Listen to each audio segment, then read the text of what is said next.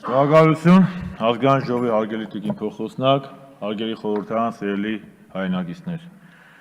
Սահմանադրական բարեփոխումներից հետո մեր երկրի հասարակական քաղաքական կյանքը թևակոխեց նոր փուլ։ Մենք ապրում ենք այլևս նոր իրողության պայմաններում, որն ունի իր պահանջները եւ մարտահրավերները։ Ելներով այդ պահանջներից աստիճանաբար ձևավորվելու է նաեւ նոր քաղաքական օրակարգ։ Այդ իմաստով կարևոր էր փետրվարի 12-ին Հանրապետության նախագահի ծրագրային ելույթը։ Դա պետության առաջնորդի հայեցակարգային ելույթ էր, որը կետ առ կետ անդրադառնում էր մարտահրավերներին եւ ինչու՞ չէ նաեւ մեր բացթողումներին։ Հստակ էր ազդակը, որ հանրապետության ղեկավարը, հանրապետականը կյանքի բոլոր ոլորտներում տեսնում են փոփոխությունների անհրաժեշտություն։ Կարևորվեց բարեփոխումների ասկացման ոչ թե ռևոլյուցիոն, այլ էվոլյուցիոն ճանապարհը, ինչպես դա արել են մեր օրերի զարգացած ժողովրդավարական երկրները։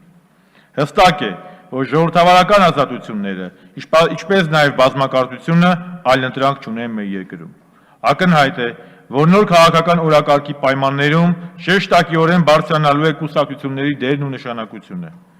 Այն դրական երևույթ է քաղաքական մշակույթի ամրապնդման ուղղությամբ, քանի որ առաջին պլան կմղվի ոչ թե ներանձնային, այլ գաղափարների, ծրագրերի պայքարը։ Մենք մերժում ենք անձերի միջև պայքարը, փոխարենը կողմնակից ենք ազատ հրապարակային բանավեճերին, որի արդյունքում մեր հասարակությունը հնարավորություն կունենա հստակ պատկերացում կազմելու յուրաքանչյուր կուսակցության գործունեության եւ գաղափարների մասին։ Հարգելի խորհրդարան,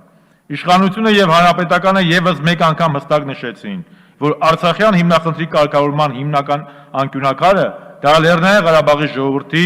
ինքնորոշման իրավունքի իրացումն է։ Այսինքն, Արցախի ժողովուրդը պետք է ինքը լինի իր ճակատագրի դարբինը, այլ լուծումներ չկան եւ չեն կարող լինել։ Շնորհակալություն ուշադրության համար։